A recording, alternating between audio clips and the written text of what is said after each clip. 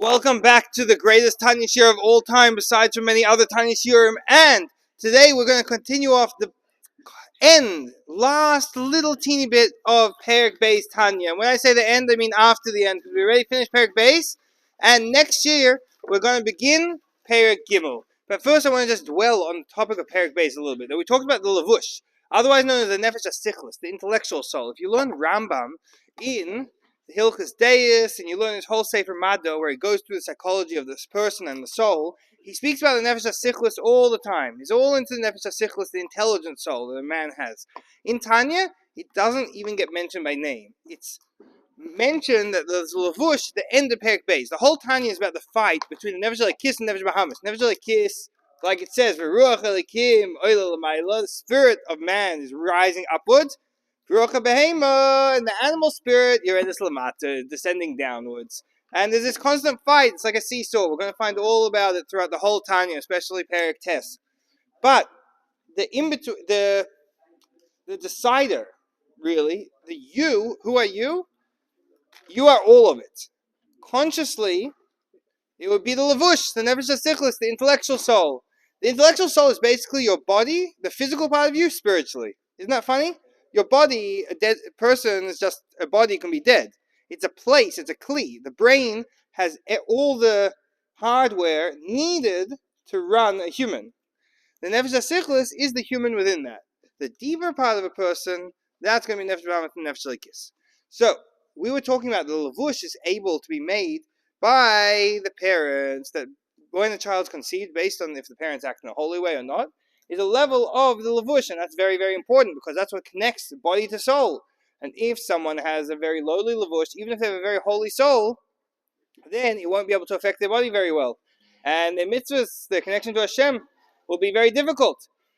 So the whole point the Alter Rebbe was saying this was to show how this godly soul is really godly and comes from above and can't be affected by anything below, only the Levush can. I'd like to say the following two stories. The first one goes as follows, to show the importance of acting in a holy way when conceiving a child. Yeah? It's very important for everyone to know this right now. That, first up, is the Maggid of Mezritch. Now it's famous that the big difference between the Maggid and the Baal Shem Tov, if you're just looking at them through the eyes of a 7-year-old who likes to listen to my stories podcast, is that the Baal Shem Tov would travel around. World traveler.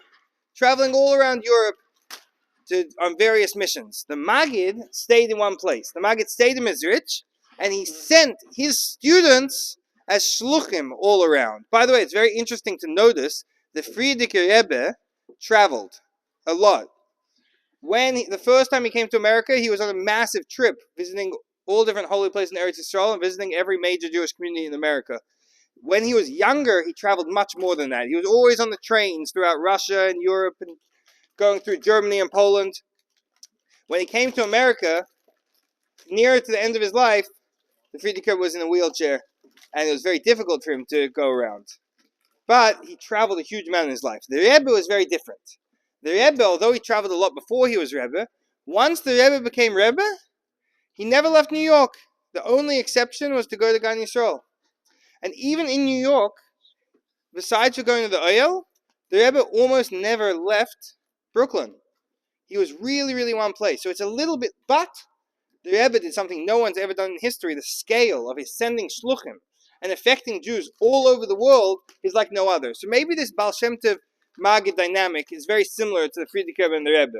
So the Maggid, one of the reasons in Gashmias, one of the physical reasons, and maybe it's because he's a great tzaddik, everything physical in his life is reflecting the spiritual, so maybe it's part of his avodah, is that he had his left leg was crippled.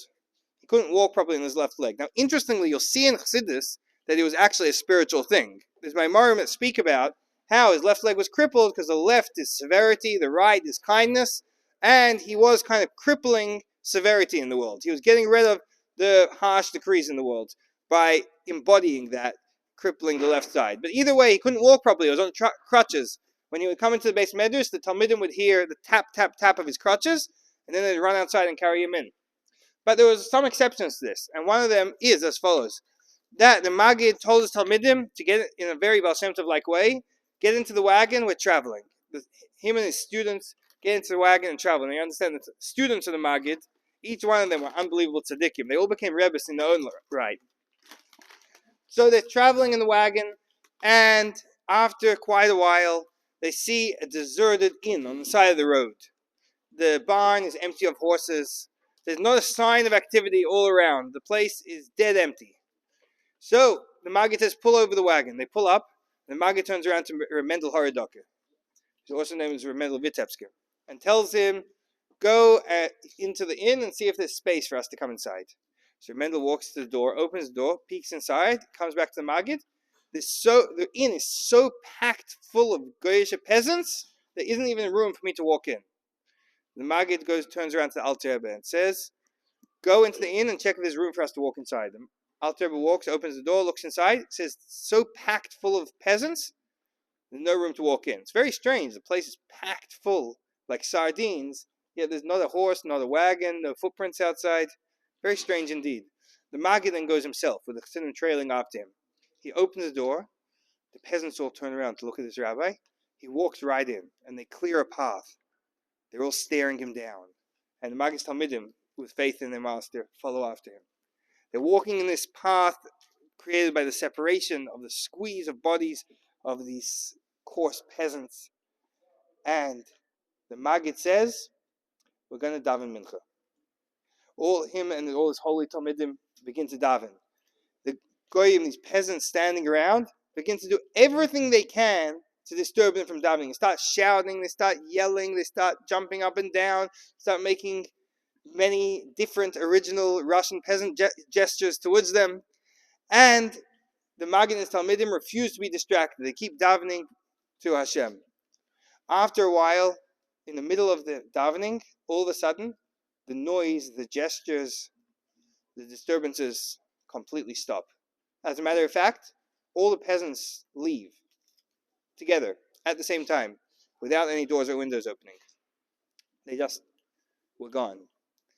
At that point, the Maggid Talmidim was still davening, but more people tried to disturb them. This time, a band of small children, who no one noticed, enter. And these little kids are running around and shouting and yelling and screaming and singing and crying and doing anything they can to disturb the Maggid and Talmidim davening, and they refuse to be disturbed. And they continue davening with much kavana until all the children leave suddenly at the same time without any doors opening. And when they finish davening, the innkeeper walks in and sees a rabbi with many other rabbis, his students. So the Maggid turns to this innkeeper and says, no, how's business? And the guy says, oi, it's terrible. I haven't had a customer walk in weeks. Very strange statement for a man who just had a packed full inn. So the Maggid says, no, what's going on in life? So he says, well, I took a daughter-in-law for myself. And the Maggid exclaimed, you took a daughter-in-law for yourself? And the man fainted. When he woke up, the Maggid was gone. The Maggid, while he was asleep, unconscious, the Maggid told his Talmidim, let's get in the wagon, let's get out of here. They load up the wagon, they start driving away. The man woke up, ran out the door, and saw the wagon pulling out. He says, wait, Rebbe, wait. The Maggid says, whip the horses, we're out of here. They start galloping away, and the man's running after, wait, Rebbe, wait. And then the Maggid is pulling out of sight. The man's starting to give up. The Maggid says, slow down. They start to slow down. The man's puffing and panting, catching up. He nearly got up to them. He says, Rebbe, I need to speak to you. And then the Maggid says, whip the horses. And they start galloping away until the man disappears into a cloud of dust. Almost out of sight when the Maggid says, slow down. And the man starts to catch up and catch up and catch up. And he nearly catches up. And the Maggid says, whip the horses. And they start racing ahead. And they keep going in this stop-start fashion all the way until this poor man had been running behind them the whole way to Mezritch. When they got to Mezritch, the Maggid went into his home. The man followed after the Maggid and said, Rebbe, I realize that you've seen what I've done, that I took my daughter-in-law for myself, that I was together with my daughter-in-law against the dictates of the Torah. And the Maggid said, you should know that all those goyim were not real people. Those were klippos. Those are impure spirits created by the sin of you being together with your daughter-in-law. And all of the goyish kids were impure klippos created through the sin of nida. And then the Maggid taught him. The man was truly broken inside, admitted his wrongdoing, and said, Rebbe, what can I do to fix it up? And the Maggid showed him a way of fixing himself up and being a proper Jew from then on, following the ways of the Torah. So this just shows, once again, the incredible spiritual effect that can be had in such an important time and the impact it has on children. That's fine, good.